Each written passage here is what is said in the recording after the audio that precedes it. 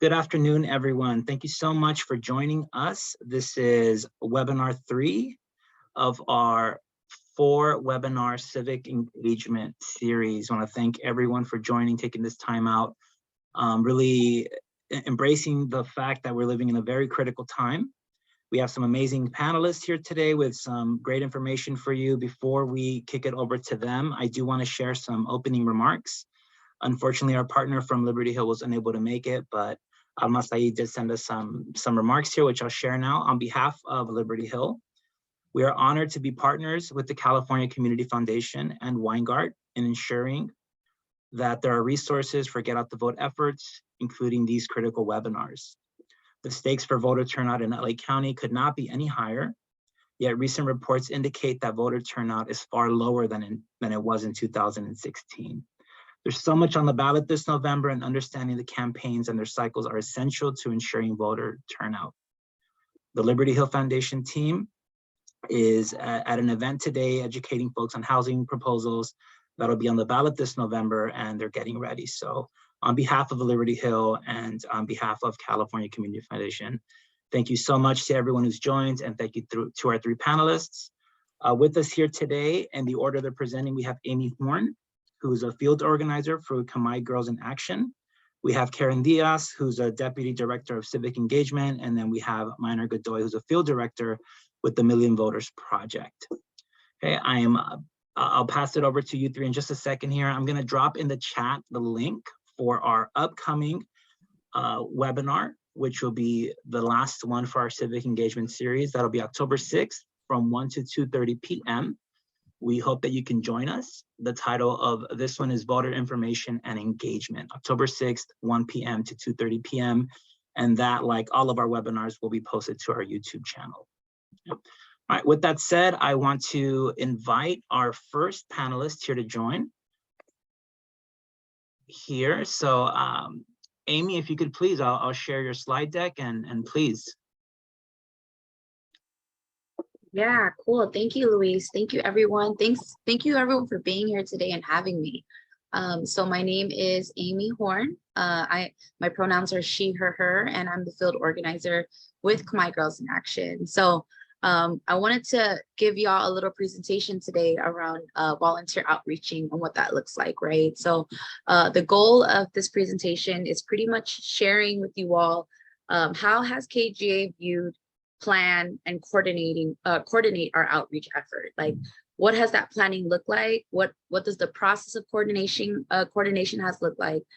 Because we know that volunteer outreach is like a form of power building, right? And how we activate our leaders along the way as organizers. So if we can go on to the next slide.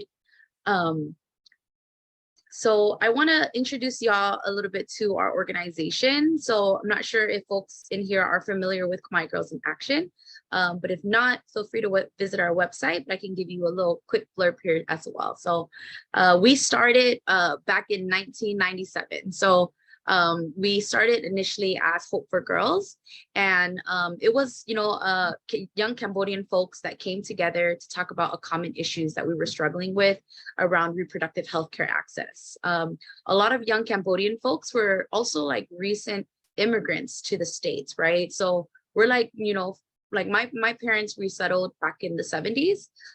So yeah, so this space was pretty much a space where we were able to talk about the challenges of resettlement or the things that we were going through, but those conversations actually came beyond reproductive health care. We were noticing that folks were impacted by deportation, folks were impacted by housing crisis, right? So we wanted to make sure that we were creating a base that can help really shape the current issues and climates of the generational struggles.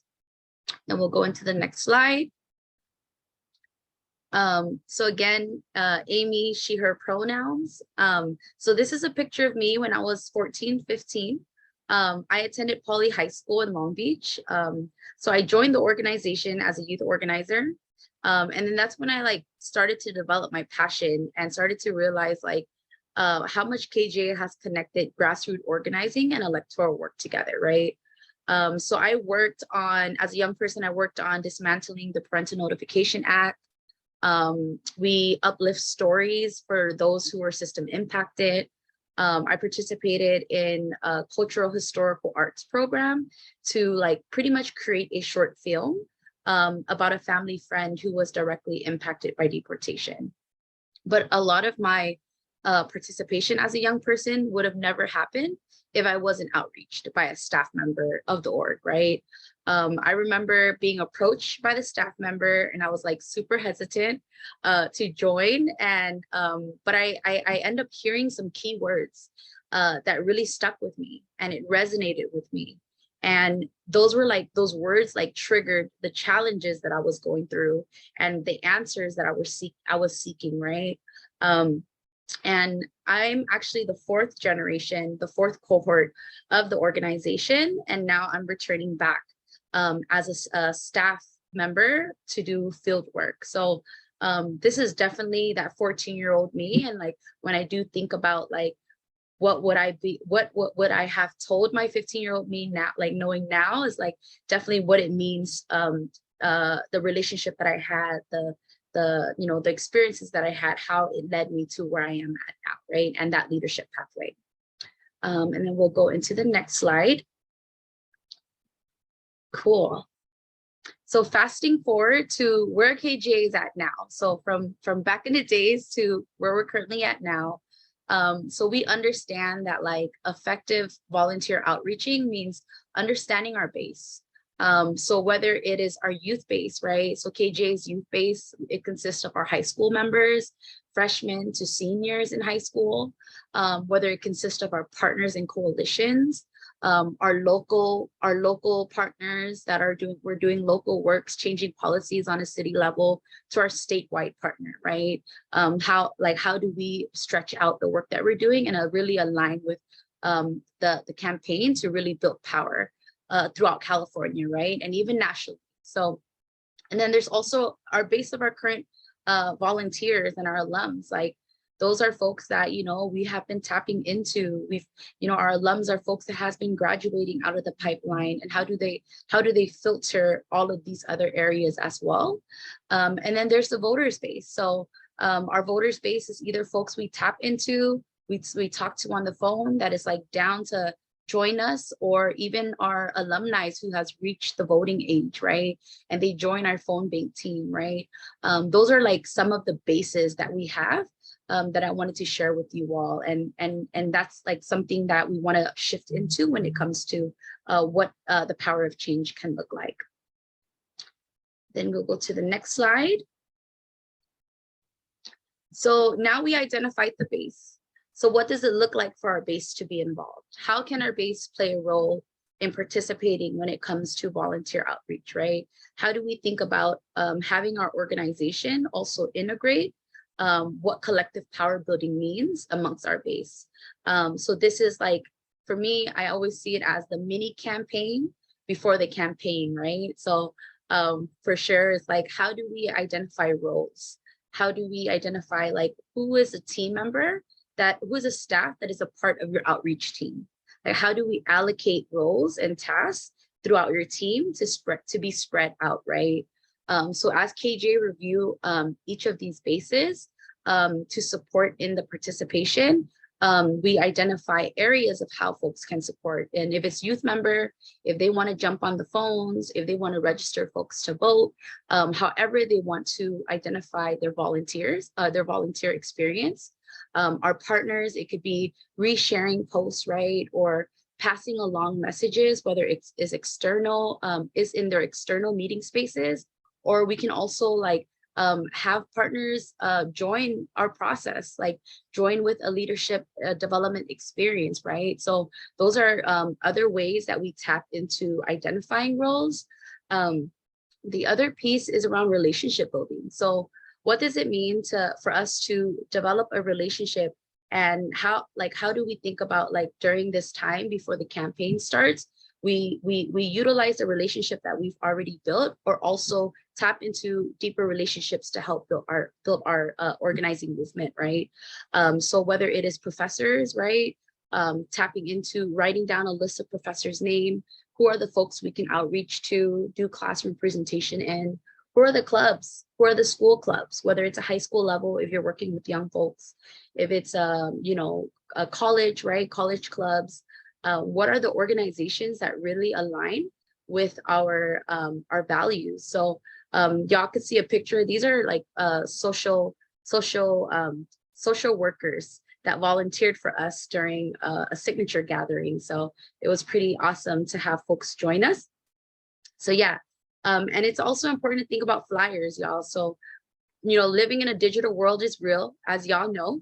We've been transitioning into, you know, virtual, right? So the digital world is definitely a space where we think about, like, what are some of the words that resonate, right? What are some of the flyers? What could some of the flyers look like that can really highlight the current political landscape and really connect to what people's everyday struggle will look like as well. So our base is definitely a base, we call it like the power tier, because folks funnel out from different areas and they join different areas. Even like our campaigns, they become like youth ambassadors, right? So they all play these different roles, and that's also a way of how we view what volunteer outreach can look like as well, and volunteer participation. Then we'll go into the next slide. So this next slide right here, I just want to do like a quick temperature check with everyone. So yeah, so I'm gonna have folks open up your chat box, right? And then as you all are opening up your chat box, I'm gonna read each statement, and it's gonna be like a true or false question. So like if it's true, just type true and it applies to you and your org, right? If it's false, just type false. We'll definitely check in to see where folks is at. And this is how we usually check in around volunteer outreach. So the first one is gonna be, after a big event, new signups received an email or text right away. True or false? Okay, I see some folks coming in. Okay, cool. And then next question. There is a group online space, whether it's Facebook, WhatsApp group, that new people can join. So true or false if this applies to you or your org?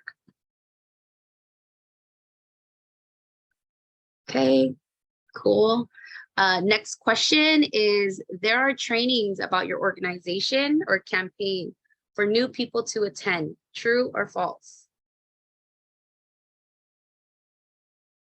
Okay, I see y'all. Okay, cool. Next one is, after phone banks, your org pull out voters opt-ins right away to input it into your secure org database. True or false?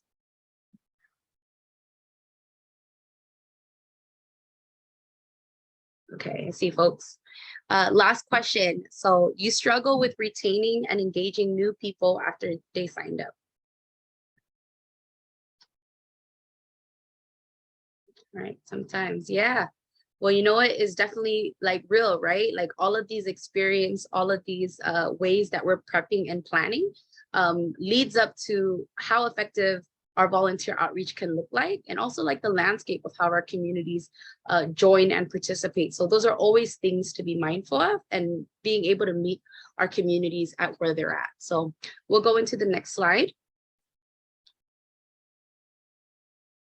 So the next slide talks about the power of building, right? So like we identify our base, but we want to also make sure that we know how to track folks, right?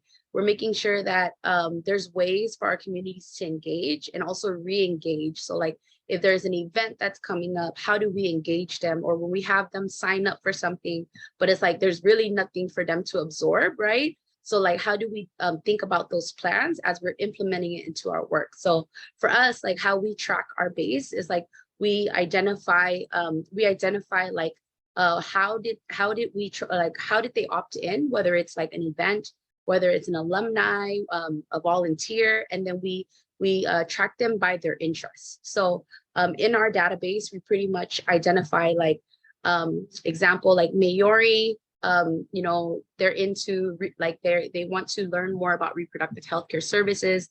They want to they support immigration rights, right? So what we do is we use those lists to be able to have us pool, right? So when there's actions like call to action or mobilizing volunteers, there's already a designated list that we can pull from within our base that we got from our tracking. So yeah, so this is some of the ways that we track. And then some things that we also find that like is super like important is that like not just only tracking the list, but you know, being able to identify like the race and ethnicity and how folks are showing up as well. That's like another important way for us to assess our data as well. And we'll go into the next slide.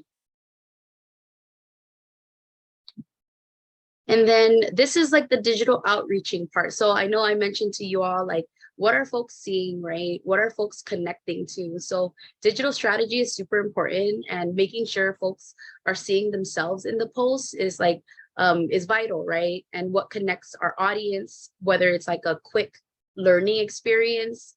These are all ways that we can keep folks engaged and building their relationship with wanting to engage with us through like the virtual world, right? So yeah, so some things that came up was that, like, you know, a lot of our communities, they didn't see themselves in these pulses, right? They didn't see themselves connecting to those pulses. So this was like an opportunity for our organization to really highlight API leaders, tell their stories, tell them who they are when it comes to like, you know, voting rights, right? And also young people, connecting that to young people that has been pushing, like, you know, voters' rights as well. So when communities see posts like this on a digital platform, they want to figure out how they can be engaged as well. And then there's a really cool one that we did in 2020 around horoscope. Like, we were literally in the middle of a pandemic and people didn't know their future, right? So we thought about like what horoscopes can mean for folks, what anime meant for folks during this important time. And we found ways folks can get engaged through voting or through volunteering, through turning out, through opting in to, you know, get resources, right? So making sure that all of the content or all of the platforms you all are using to outreach to your base is connected to communities on the ground as well. And we'll go into the next slide. So the next slide, pretty much, it says volunteers support our efforts in building co-governance. So they're, you know, volunteers are super important, right? They're vital to organizing, and they're all on our base in general is vital to organizing. And as we are training to hold this work, we want to make sure that we're setting them up for the best experience to win, right? To win elections, to win campaigns, to win small fights within their city.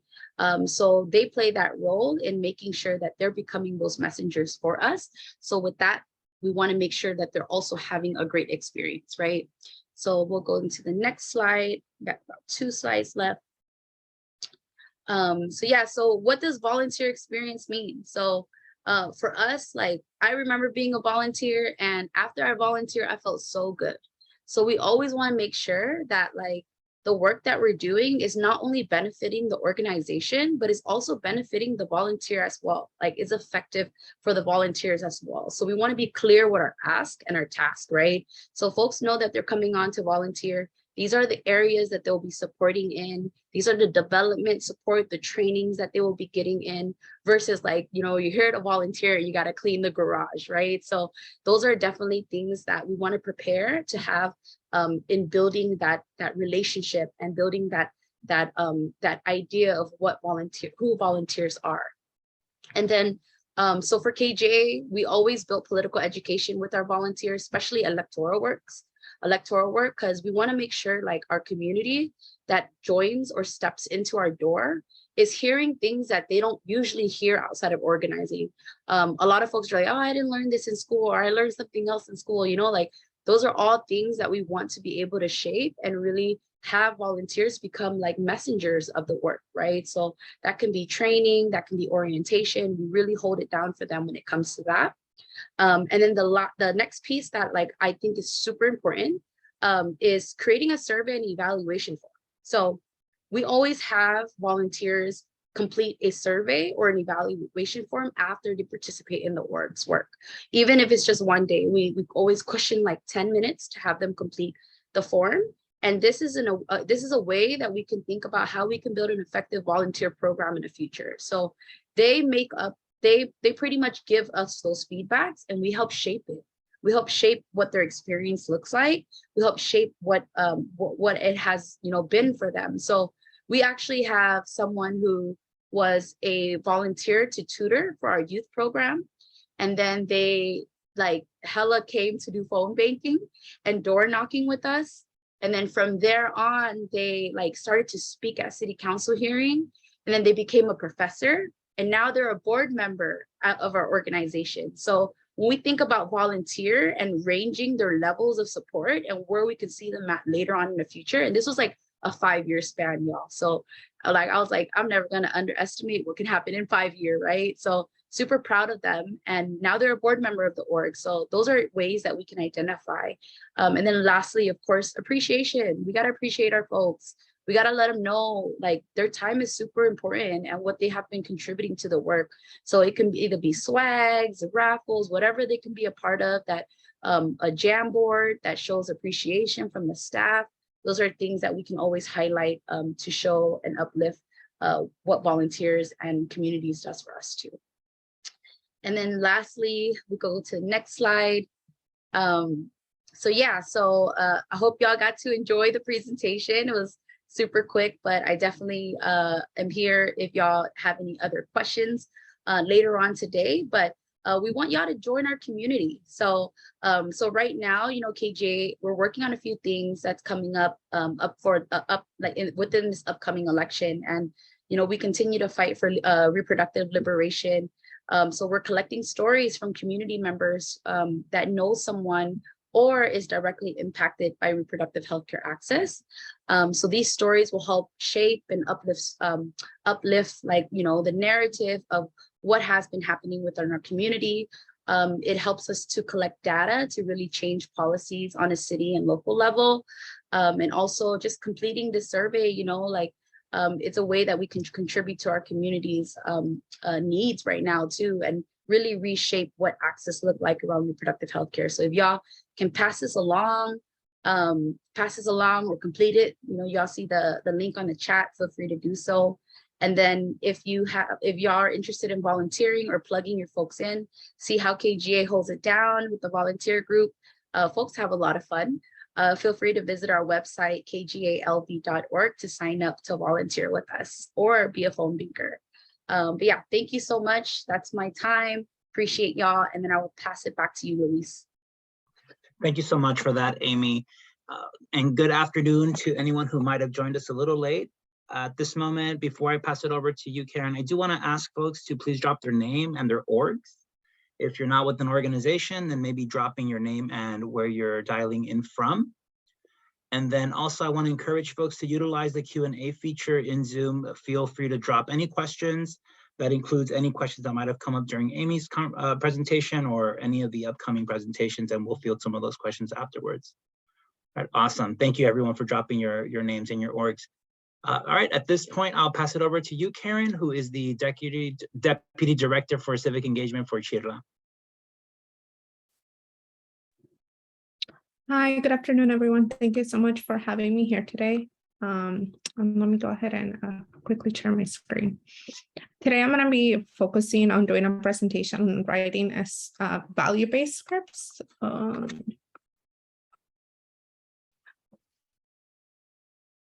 And before I get started, I just wanted to quickly introduce myself. I'm the Deputy Director of Civic Engagement at CHIRLA, and I've been doing this work with elections for the last 6 years. I work on campaigns all across the state of California.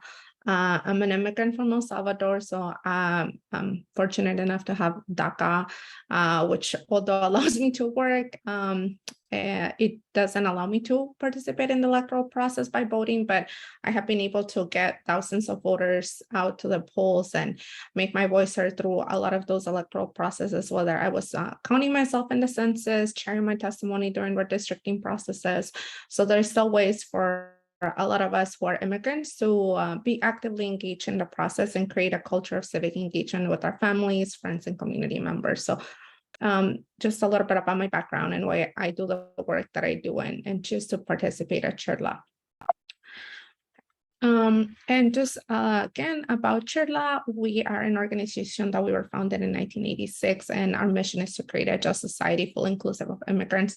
We have a lot of different programs and components in addition to the civic engagement that I mentioned. We work to organize our immigrant families and students.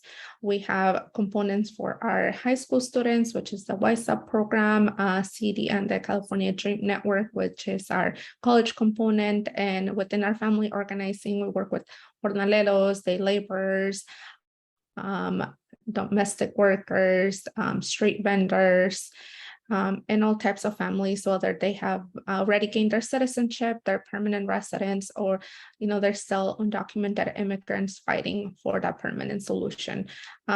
We also do programs that with education and outreach, and this goes whether to promotores or to local community members. We have a lot of staff that works across the state to provide this education. And we also offer our policy and advocacy, and this is how we've been able to build power at the local, state, and federal level. Some of the work that we have been able to build has been winning driver licenses for our community members.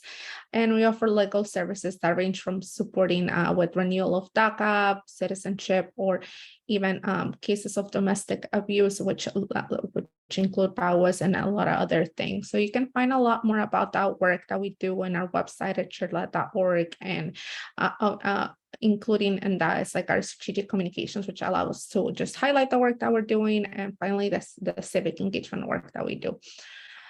Our voter base and the voters that we focus on is infrequent voters. So you will see us talking to voters that have only participated maybe one or two at most in the last 5 to 6 elections. Voters have to be 18 years of age and U.S. citizen. We have a target called the foreign-born voters, and even though they were foreign-born, they have already become naturalized citizens. So I just want to make that clear. Our target is Latino voters. Most of the staff in our organization are Spanish speakers, but occasionally we talk to other foreign-born voters as well. And we engage these voters regardless of their party preference and political affiliation. One, because we're a nonprofit, but two, because we know that sometimes our community members might not be aware what the Republican, the Libertarian, the Green Party stand for. So it's important for us to engage with them regardless of their party and make sure that they turn out to vote in every single election.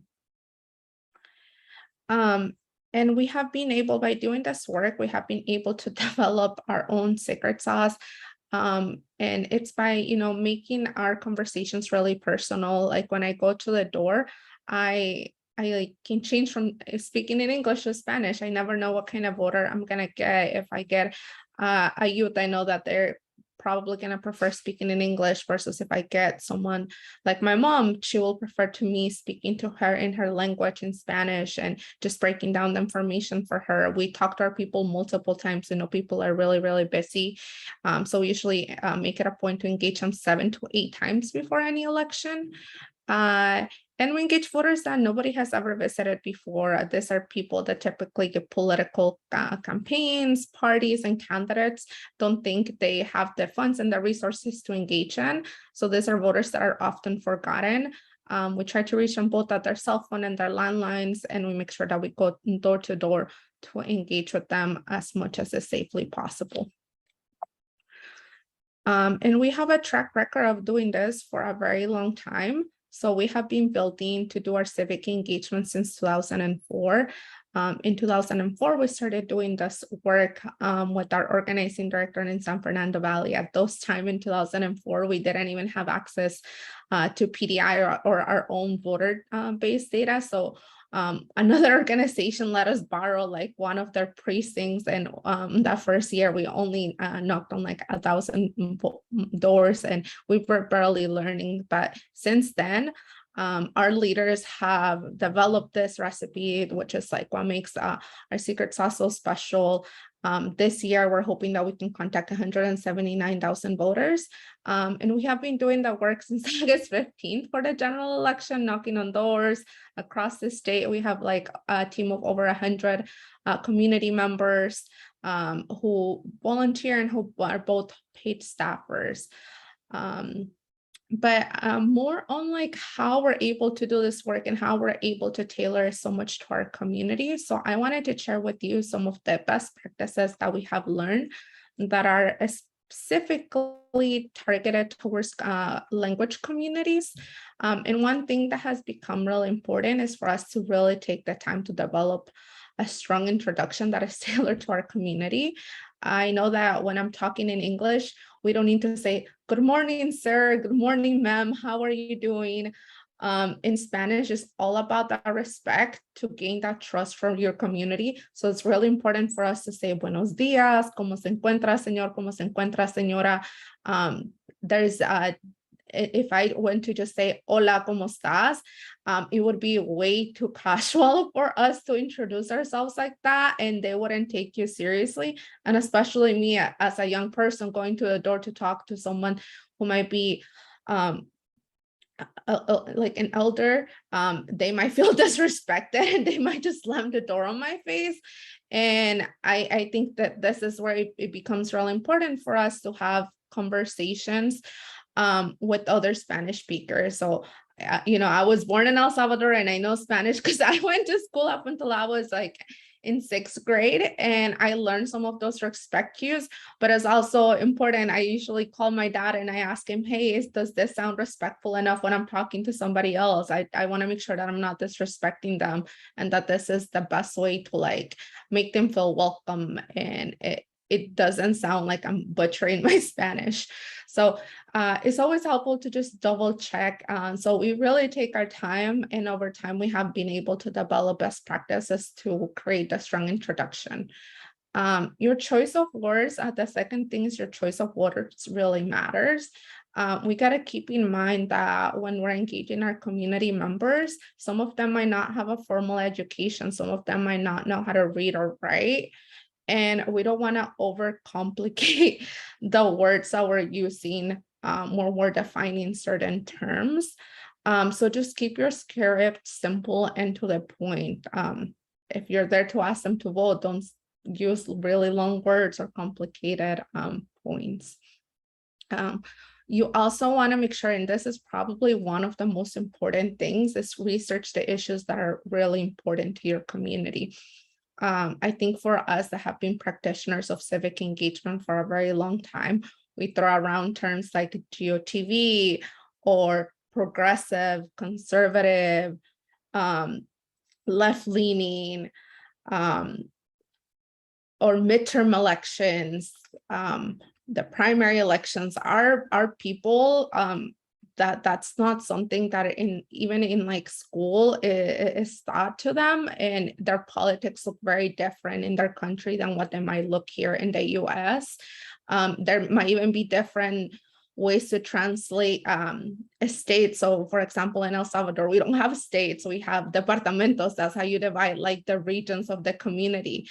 They might not have like Congress, and they might not have like that bicameral and talking about those kind of terms. So we try to keep up with those examples and be really careful about like the issues and how we talk about this type of terms. And that might be a lot more important for like the progressive, the conservative, when you're doing like C4 scripts. But another really important thing that we really like to discuss and do our research is find out what are the best ways to talk about housing, homelessness, or reproductive rights. And especially right now with Proposition 1, we ensure that we did a lot of research on what are ways that we can talk about this type of topics without criminalizing our communities. When we start engaging in conversations about housing, sometimes people began by saying, oh, homeless folks are taking over the streets and it's really dirty, and we don't want to have them there, instead of discussing like what are the reasons why some of our folks ended up homelessness, like the pandemic exacerbated a lot of these issues. You know, a lot of us are just one paycheck away from like ending up homelessness, and if we don't have the resources. So we talked about these issues. We find out ways that when they are undecided or they speak a certain way, that we can speak with them with kindness about the issue, and provide different examples of why people are in those situations, and really connect with them. And we're able to do this because we ourselves have experienced poverty as organizers. We have experienced sometimes not having enough food in our tables, and that's the type of canvassers and call centers operators that are our leaders, having these conversations with our community. But we also want to make sure that we arm them with information and prepare them with our scripts. And the last thing, always peer review your scripts written in languages other than English. I always thought that it was really funny when I was driving with my canvassers and they will tell me derecho, derecho, derecho, and I was going and I made a right, and they're like, why are you turning right? And I'm like, to me, derecho in Spanish means you make a right, not go straight. So like even within our own community, there is different words for Salvadorian Spanish that might be different for Mexican Spanish and for many other Spanishes. So that's why we do a lot of peer review to make sure that we use language that is understood across a lot of different communities. And I hope that some of this is able to help you when you're writing scripts.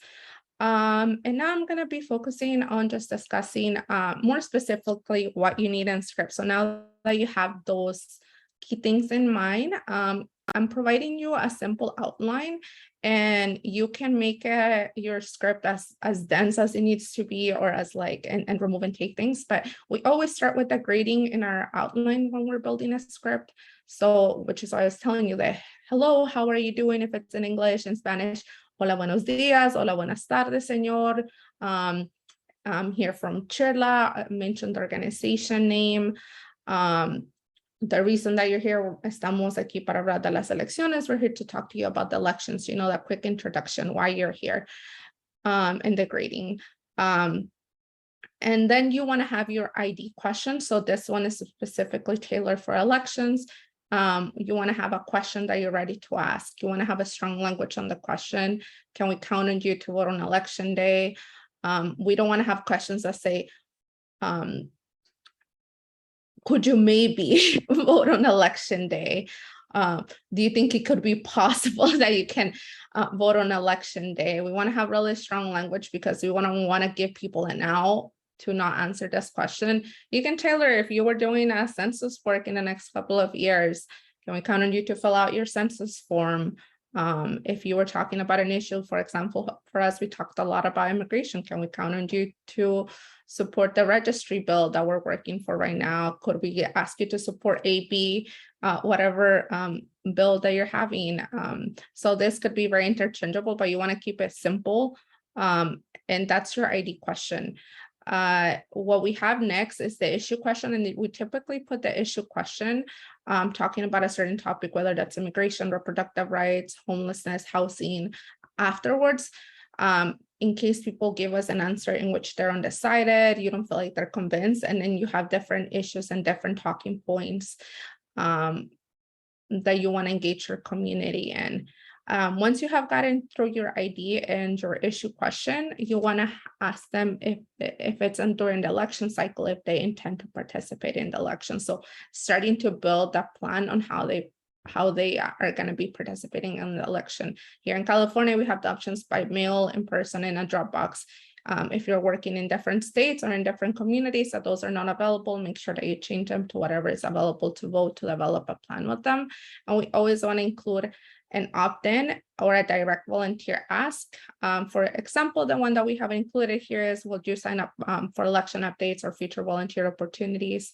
Your ask could also have like the event that you have most near. So we have an event coming up on October 8th, a Saturday before vote by mail ballots go out. So I could also, if I was canvassing in LA, say, would you join us to participate in the October 8th canvass? It's going to be at 3 p.m. And then you have the yes and no option. And then lastly, you thank them for their time. and at any point you can end the script. But that's usually the flow that we use at CHIRLA. Again, this is just an outline that we built all the other components that we have been asking. And lastly, these are just— Karen, 5-minute mark for you. Okay. So yeah, this is the last thing. I just wanted to wrap up with just generic best practices when you're doing a script. Have a direct ask to engage the level of interest and support from the people that you're having, which is what I was having. Can we count on you to vote in this election? Keep your script to the point. Make sure that your script is inclusive and relatable to the community that you're engaging. Make sure that you're creating a connection, and that's where you're building a lot more of that language of like, we're here in the community of Palmdale, and here in Palmdale, we all care about like healthcare or housing. So name the community that you're engaging in, and it can be tailored differently for different regions. Make sure that you're practicing and reading your script out loud. Sometimes you think that it looks good and you might miss something, and reading out loud really helps to make sure if it flows well. And lastly, make sure that your content matches the universe that you're talking about. You're not going to have a script that talks about election and build a voter universe that is following up with all the people that said yes to immigration or housing. So different universes that you're tailoring are going to be talking about different things, but I know Minor is going to be talking more about PDI and working on that. And that's all that I have for you. Let me know if you have any questions. I actually haven't checked the chat, and I can be answering them afterwards. Thank you. Thank you so much, Karen, and for that reminder to folks, if you have any questions for any other presenters, please do utilize the Q&A feature. So thank you so much for that great presentation. I'll pass it over to Minor, who is the field director for the Million Voters Project. Minor, please take it away. All right. Hey everyone, thank you for having us. This is really great. And I definitely am one who asks for activity in the chat box because it can get lonely staring at the black boxes. So please humor me as we run through this. But to help us get beyond the black boxes, I'm gonna ask folks, if you're on your computer or even if you're on your phone, go to menti.com, MENTI.com, and enter this code, 79138715. What we're gonna do is kind of a live poll, but leaving this on the screen for a little bit just to make sure that folks can go on there. Menti.com, 79138715. And Luis, if you could just drop that in the chat for folks, that'll be helpful. Thank you. And so let's see, who do we got in the room here? This is my first time learning about PDI. All right. Target audience right there. I'm going to be going over PDI, and a lot of what Amy and Karen have shared is really the heart of any campaign, right? I always say technology is great, but unless you got the organizing to back it up, technology is just a tool, right? Technology alone is not going to win campaigns. There's the people on the ground. It's our folks. It's the heart that we put into it. It's our stories, right, that are the ones that are going to help move folks on the issues that matter. So thank you. I see a couple of folks coming in. If you haven't submitted your response, feel free. I'm going to move from this slide just to get into the presentation. But good to see that we have kind of a mix, but a lot of folks who are learning about PDI for the first time. So really hope that the information I shared can be helpful. And just know there's way more. I'm just trying to give you a quick little flavor of what's possible on PDI. So to start, again, my name is Minor Godoy. I use he, him, his pronouns, and I'm the field director with the Million Voters Project. What that means is I get the privilege of working with folks like Karen, get to work with folks like Amy with the Million Voters Project. And my job is just to give them the tools to be badass like they are, right? And so we are actually a coalition of folks, and I'll share that in a little bit. But besides being, this field director position, I also want to share, I'm also a dad. I like to run marathons, which folks who have run campaign with me know I like to use as an analogy for being on campaign because it feels like a marathon. And then I'm also an LA Football Club fan that I have to put out there. Diana's not on this call, but Luis, you can let her know. if anyone's been in the North End, that's where we live with my family. So to get into this presentation, the Million Voters Project, if folks have not heard of the Million Voters Project, it's actually an alliance. It's a coalition of coalitions. We have groups like CHIRLA, who helped to found it, along with California Calls, ACE, who does work on housing, PICO California, APIs for Civic Engagement, which Khmer Girls in Action is part of their governing board, Power California, which focuses on young people, and OC Civic Engagement table based out of Orange County. We represent over 90 community-based organizations all up and down the state of California, and you can see kind of where the dots are spread out. But since 2015, this alliance came together in particular because a lot of these coalitions were looking for a way to help bring actual structural change to the state of California. A lot of these organizations were born out of the 90s, right? And a lot of the stuff that we saw, like Prop 187, Prop 209, we used to be a very red state. And in many ways, right, the legacy of those policies are things that we're still trying to undo. And so the Million Voters Project came from that idea that we needed a million voters to be able to really change policy and to be able to win elections. And that said, right, we started with the focus on Prop 13 specifically because it created a major loophole for corporations where they don't need to pay taxes, which has led to our state actually losing billions of dollars every year since the 70s, right? So it's been a really long time that this has been in place.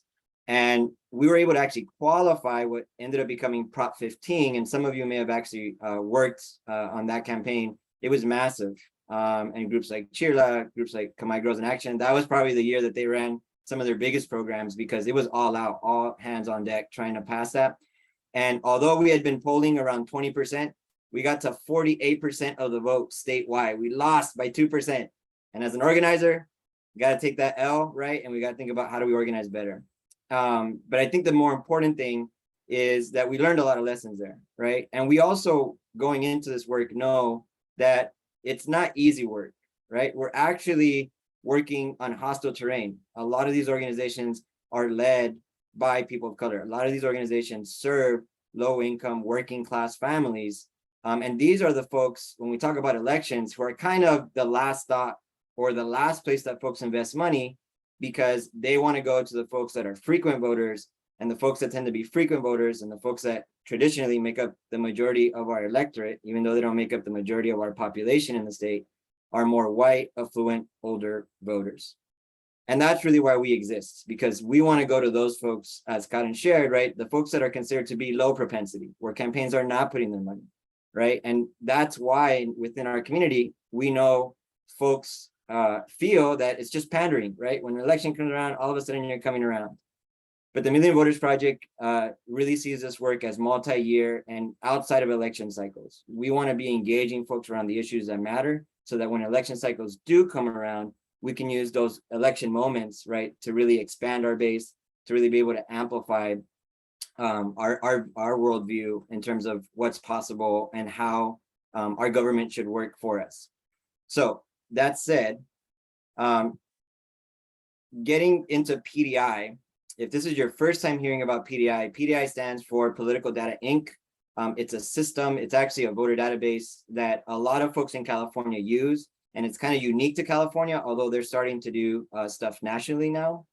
The reason this is important for you all as you think about doing voter engagement is that the database itself allows you to see and filter folks according to different demographics. So some of the stuff that Karen shared in terms of who they're targeting as CHIRLA, who their base is, PDI allows them to set filters like that can get them more targeted to folks. And where does the data come from? It's publicly available data. It actually comes directly from the county registrars, which is why this is such a valuable tool. It's updated in real time during election cycles with folks as they vote kind of falling off. So you'll know if they already voted or didn't. So if you're calling somebody, they haven't voted because they're still in the system. And then you also are, getting kind of outsourced sources providing information, right? So PDI uses surnames, for example, to kind of identify where folks might land in terms of ethnicity and race. Not a great way to do it, right? All of these here, census information, even language preferences that they might put on their voter registration form. These are all external things that are layered on top of whatever may be on a registration form. So I do want to just note, right, it's not perfect, but for the purposes of us being able to reach folks, this is kind of the best thing that we have in order to do that, in order to target, which I'll get into in a little bit. It has a lot of useful tools, which my favorite saying, work smarter, not harder. A lot of digital tools that are already built into the system, like phone banking systems. It has a mobile app that folks can download on their phone and use for canvassing. It uses Outreach Circle, which is a relational organizing tool. It means you can use your contact list to send out messages, text, or even Facebook posts in some cases to your friends and family who may not actually be in the system for whatever reason. They may get contacted because you know them, and they're more likely to actually respond if you're reaching out. I mean, I'm sure you all know, if you're getting a call from an unknown number, you don't want that car warranty call or solar panel call, you let it go to voicemail, right? But if it's your mom, your brother, cousin, somebody that you know, you'll probably pick it up. Same idea around with Outreach Circle. And then there's texting now that's been added to PDI. So they also have a beta project that they have out for you to text from there. All of this is free and already included if you have an account. And so I'll talk a little bit about what that looks like for folks who may already have an account. The additional benefit, and something that I'm going to spend some time today on, is the management and the analysis tools. Voter universes is what we define as like a group of people that we've filtered to a certain extent. For example, I want all 18 to 24-year-olds because I'm going to do specific youth outreach. That's a voter universe of young people. The count reports and the tableau is a mapping function, but the count reports is what I'll share with y'all. It's a great tool for you as you get ready to do your outreach. And then the voter contact data is super helpful. If you've had an account that you've been using for years, every time you contact voters, there's a flag, what we call a flag, a marker that goes to their profile. And now you know, did they support last time? Did they not support last time? Did they vote last time? Did they not vote last time? So you have kind of a voter profile, a history of how they've done. And then more importantly, as you're doing all this outreach, it has real-time tracking. So you can see your data, you can see the progress that you're making. And that's super valuable as a campaign manager and lead. When you log in, there's some basic things that I'll just point out here. Up on the top, you can see the account. The account name will be there. If you're borrowing somebody's account or somebody is giving you access to an account, it'll say whose account it is there. Below it, it'll tell you the geography. So the account could be statewide. Most people have a regional account, so you'll be based out of a city or you'll be based out of a county, and it'll say that on your account. And then on the right-hand side, it tells you how many days into election day. PDI operates around election days. So it's established that way so that based off of your outreach, it knows we're talking about this election, who voted in this election, and those folks will filter out. So it's a useful tool and definitely something you want to make sure is set up. So you're not pulling folks out prematurely if you have the wrong election day. You can also navigate between accounts. And one thing that's super helpful is to actually narrow your focus. So especially, we use a statewide account as a Million Voters project. Even if you have a regional account, it helps to go to geography and narrow to your specific region. And because of the census and all the redistricting that happened, there are two files in the accounts now. There's a 2020 file, which is the old districts, and the 2022 file, which is the new districts. This was super stressful when we were starting our June primary outreach, which Karen, I'm sure, can confirm. But now that we're a little bit further away from redistricting, right? Like we're definitely sticking to the 2022, unless you're doing some like old analysis, you use 2020, but just make sure you have the right thing set because it is according to the new districts now. The phone bank system that I mentioned, there's one that's built into PDI, but the Million Voters Project, when we do our large scale statewide programs, we use something that's called a click dialer system. And there's benefits as well as some things to consider, right? Whether you use it or not. A lot of it comes down to money, to be real. The online phone bank that's already built into your PDI is super low tech. Anybody can use it as long as they have internet connection, they can get in there and it shows up on their screen. And it's really good when you have small teams, right? Like if you have a team of 3 to 6 people, it's really easy for them to use. There's no additional cost for this. The things to consider though, is it is a little bit slower.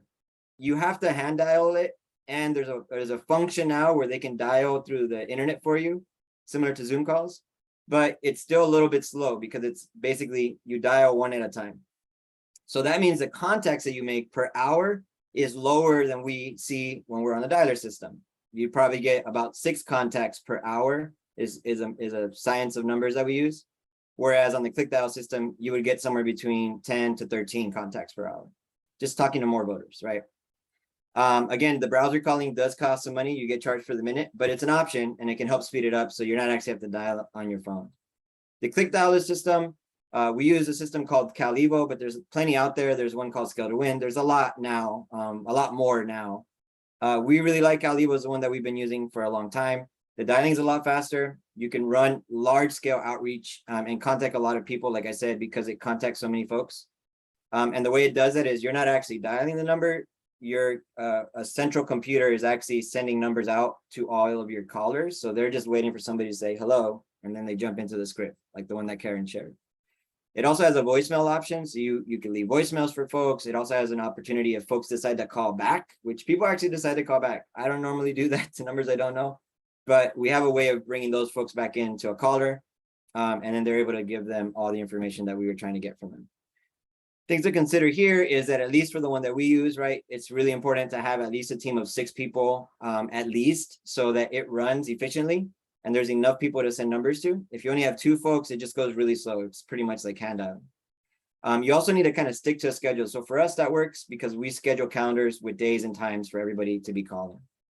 And then again, it's just if you're doing a small outreach, like to a neighborhood or to a specific district that's tiny, it might make more sense to just do digital.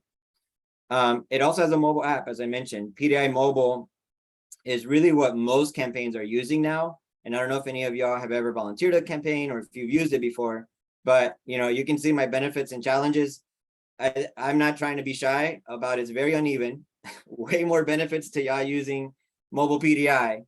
And with everyone having a phone in their hand, it really just makes the most sense for them to use it and have it in their hand.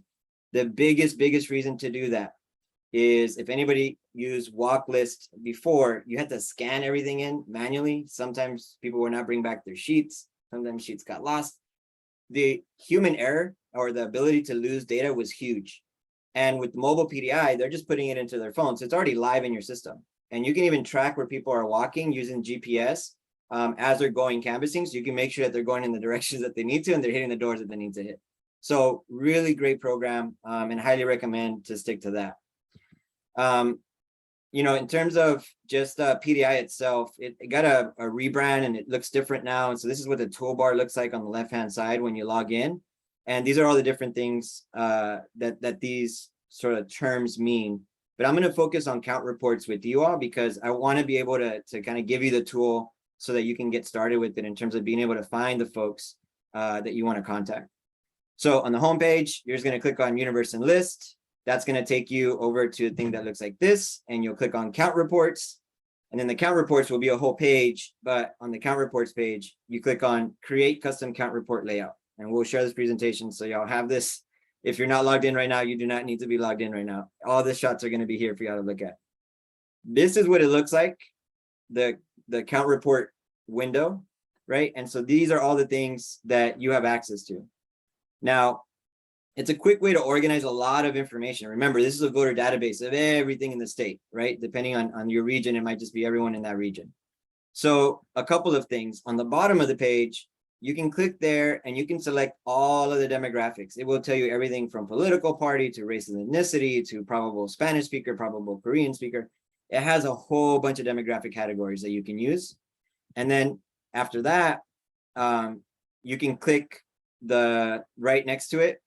You can select for propensity. What propensity means is how likely are these folks to vote? And PDI has a really handy filter already created. They have universes saved according to how likely folks are to vote. So the lower numbers, it's like 22 G1. Those folks are high propensity. They are going to vote no matter what.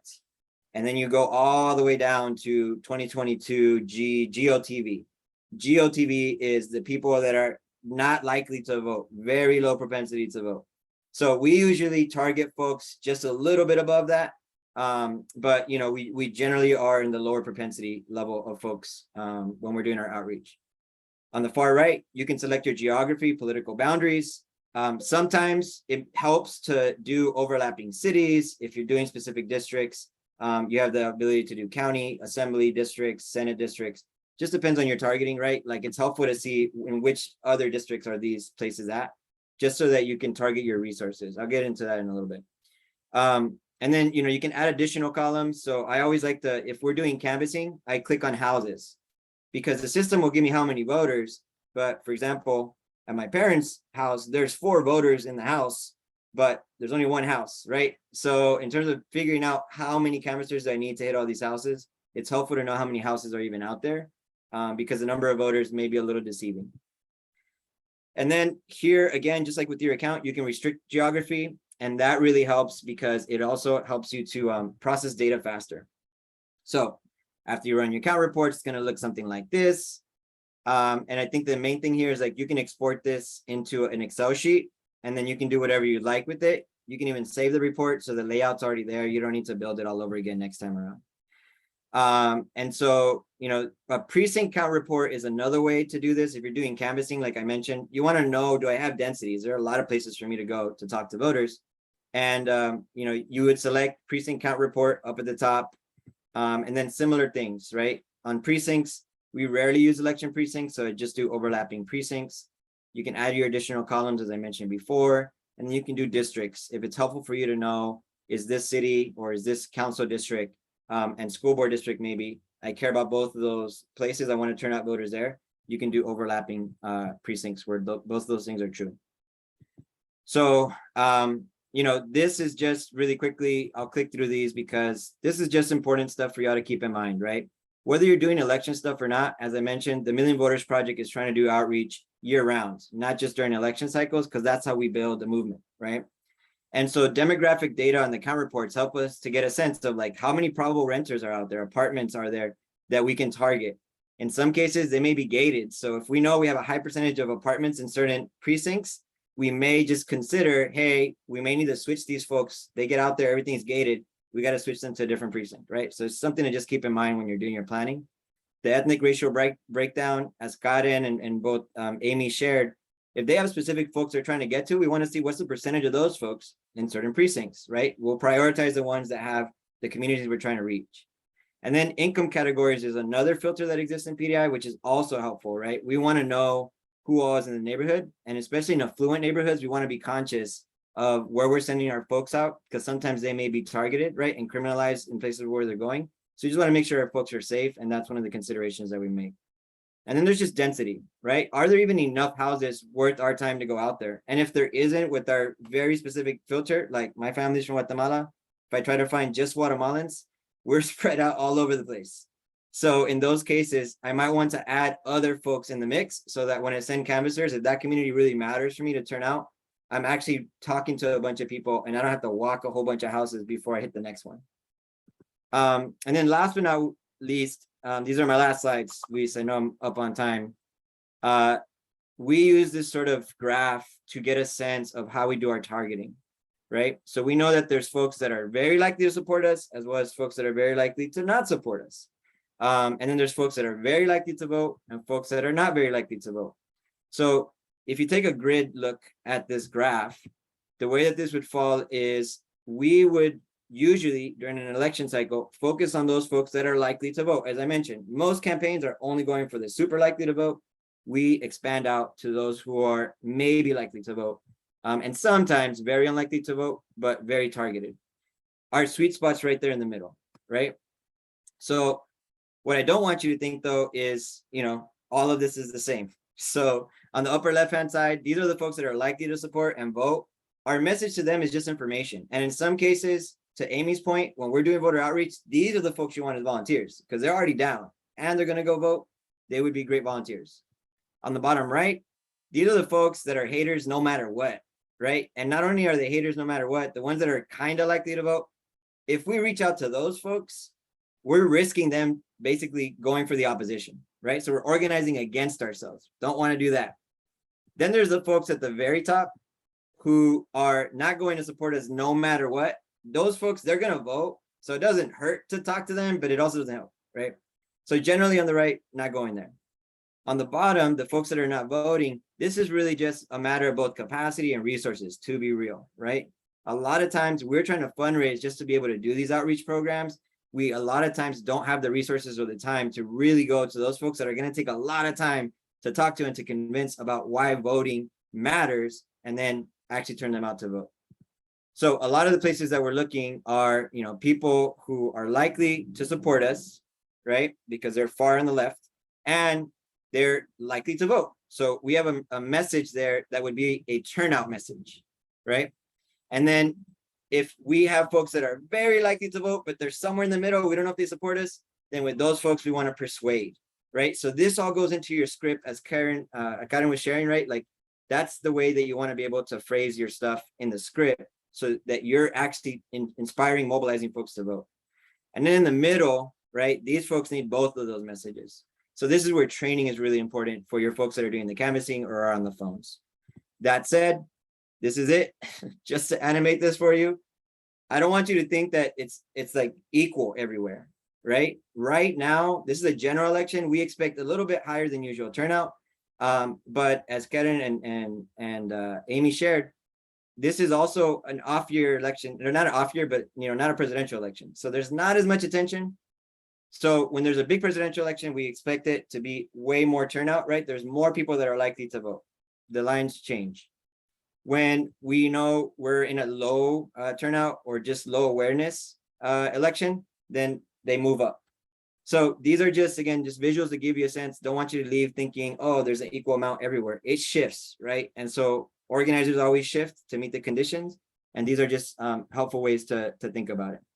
When there's low turnout and low awareness expected, then you see a much bigger swath of folks in the middle, right? And that's why we go out there to try and do both persuasion and turnout to try and get our folks out. And that's what we're doing in this fall election.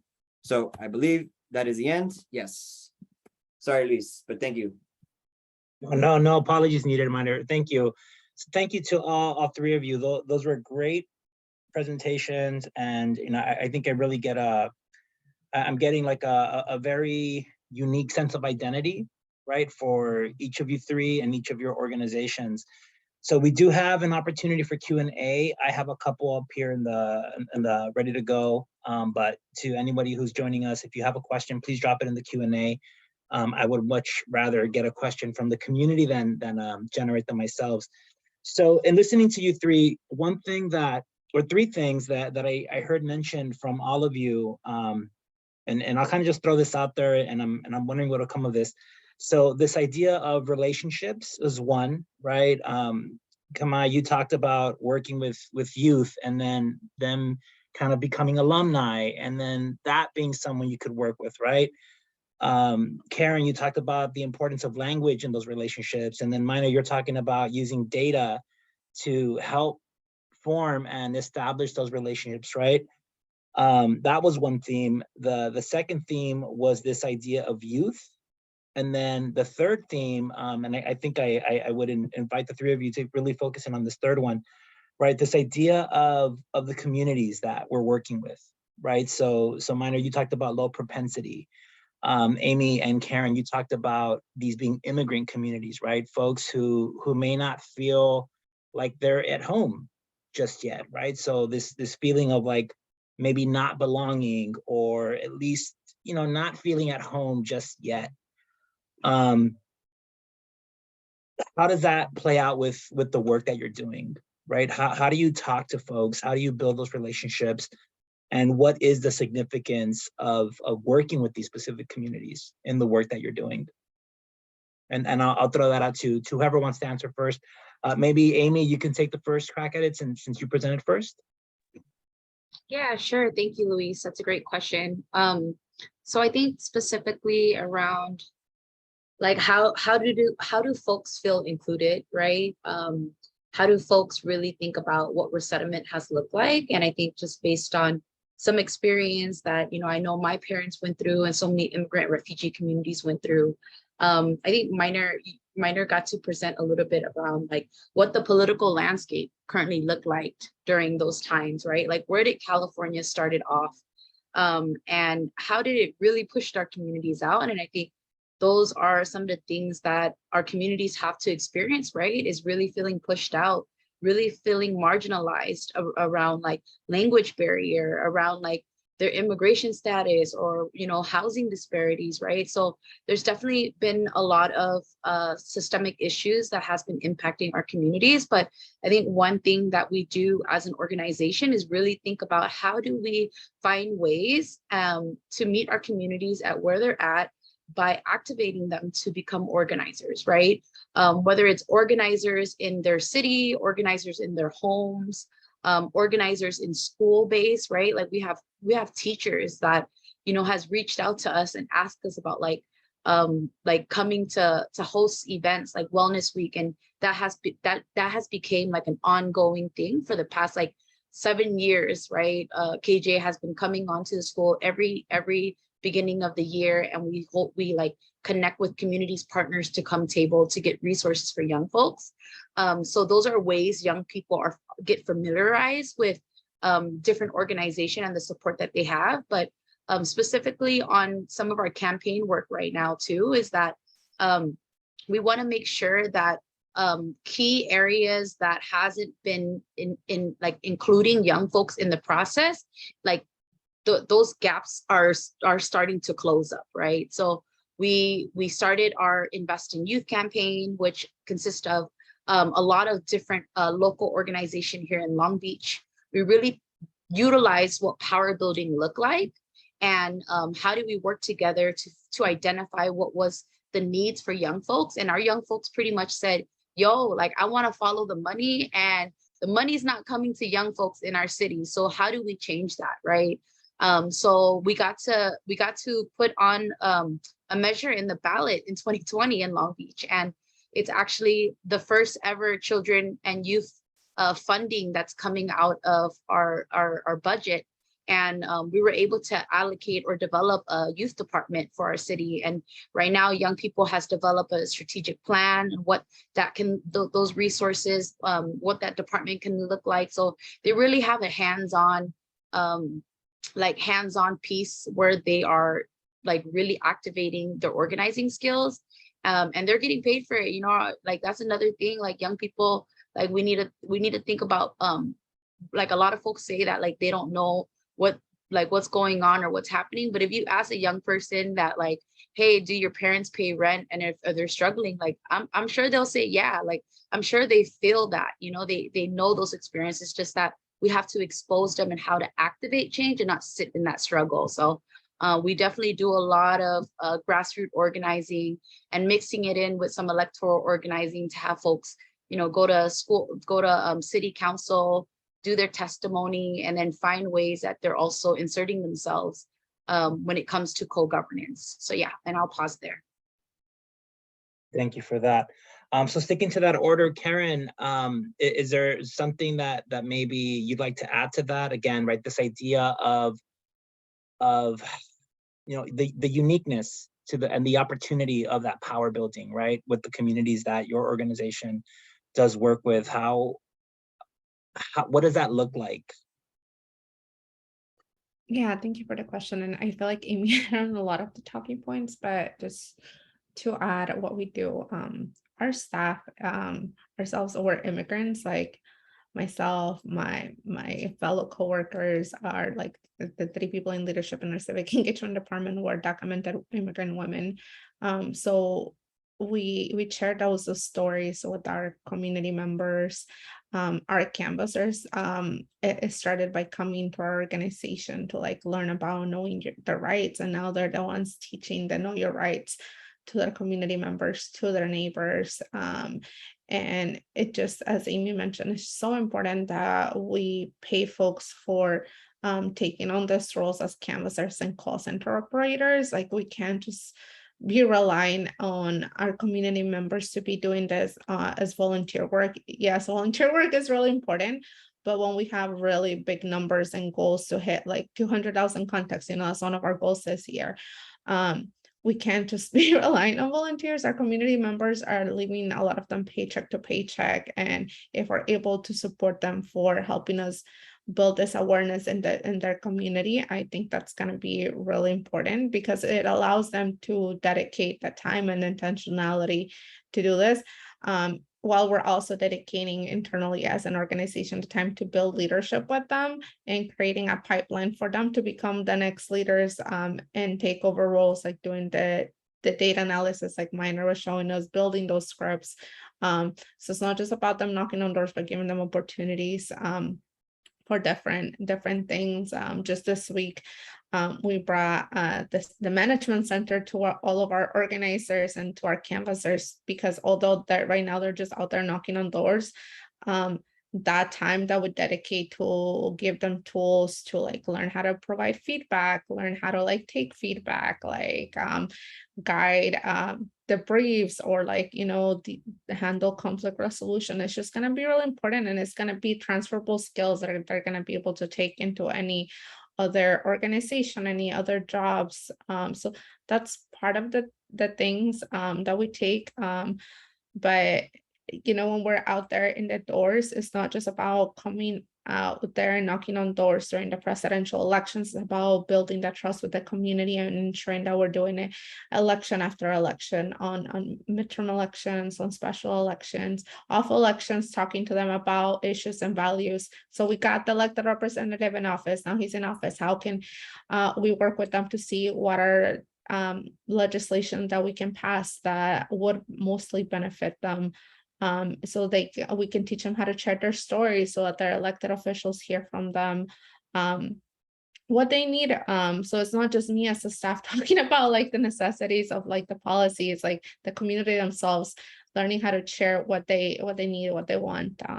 But I'll leave it at that and see if Minor has anything else to add on this. Thank you for that, Karen. Minor, I have two possible questions for you, and Karen's exactly what you were leading up to. Minor, I'm wondering, and if the answer is no, it's fine. I have a different question for you in that case. So I'm hearing from Amy and Karen this idea of like generation, right? Like they both referred to their parents, and like an earlier generation having one experience which exposed them to you know, a different set of circumstances. Is that something that your org through PDI is able to filter for? Is that a tool that's used by you? So no, not that specific.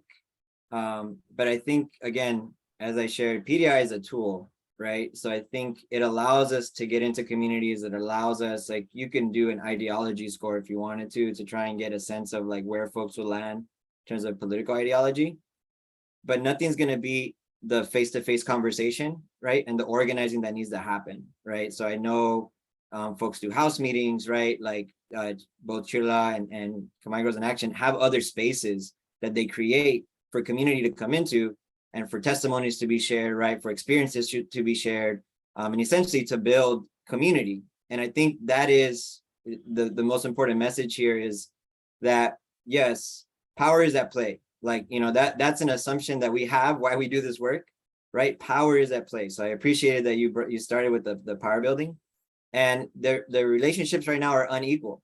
That's why we have poverty, right? That's why we have inequality. That's why we have racism. So folks have these lived experiences, but in the spaces that Khmer Girls in Action and CHIRLA create, folks come in and get language for the ability to describe that, right? And not only that, they get to see a bigger we, which I think is the value of this work. And so we know that right now, in terms of systems of governance that have existed for so long, right, there's an agenda that's benefiting from the way that things are, from the status quo. And ultimately, right, these problems and all that is going to continue to happen because somebody's benefiting from them. And for so long, at least in our state, like, we're super clear. Corporations are gaming the system. They're making it to their benefit. And if we don't participate in elections, they definitely are participating in elections, right? Like DSA had a great meme that I love to use in the trainings, because it's just like, if you don't care about elections, your landlord cares about elections, right?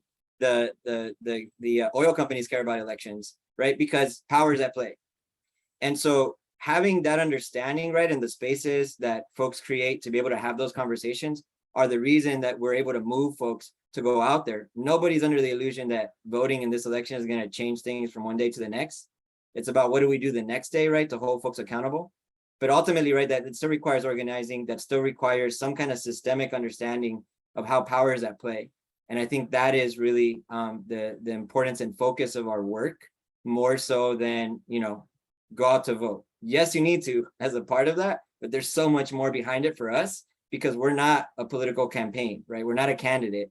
We're here for the long term, and we're from these communities. So we have a vested interest on these communities seeing the benefits, right? Reaping the benefits of all this struggle. Wonderful. Thank you for that, Minor. And with that, I will once again thank everyone, and especially to our panelists. This was a great webinar. I'm going to invite everyone one more time to the fourth and an upcoming webinar, which is called Voter Information and Engagement. That'll be October 6th from 1 p.m. to 2:30 p.m. Thank you so much, everyone.